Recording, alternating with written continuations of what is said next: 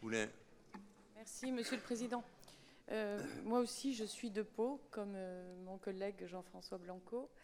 Je suis aussi la première vice-présidente de l'agglo de Pau, donc je crois pouvoir peut-être relayer la position du président de l'agglo, François Bayrou, et maire de Pau. Vous avez tous raison et tort, en réalité.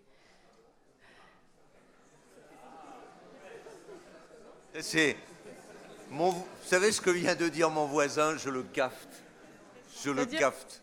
Vous savez ce qu'a dit mon voisin? Non. Je le cafte, parce que oh, c'est savoureux. Et il a dit c'est bien centriste, ouais. Ça. Et vous allez voir qu'ainsi, je vais tous vous rassembler, ceux qui ont tort, ceux qui ont raison, je vais vous mettre d'accord.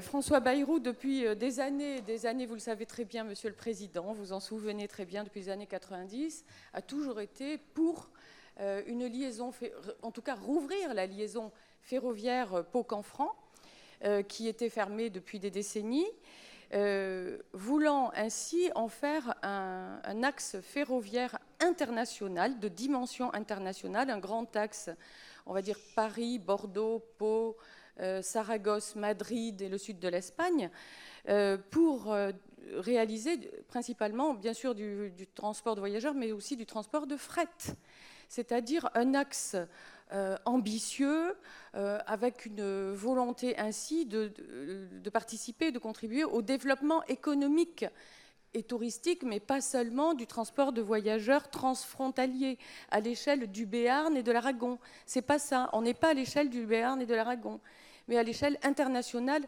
dans sa position favorable à la réouverture de la ligne Pau-Canfranc. Donc il ne faut pas dévoyer ses propos. Il n'a jamais été favorable à un tel investissement de la région Aquitaine pour rétablir une liaison avec un petit chouchou diesel pour transporter quelques voyageurs. C'est donc pas du tout la même chose. Oui, à la réouverture de la ligne Pau-Canfranc, mais pas pour faire un petit chouchou du Far West. Vous voyez ce que je veux dire? Voilà. Donc vous avez tous raison et tort.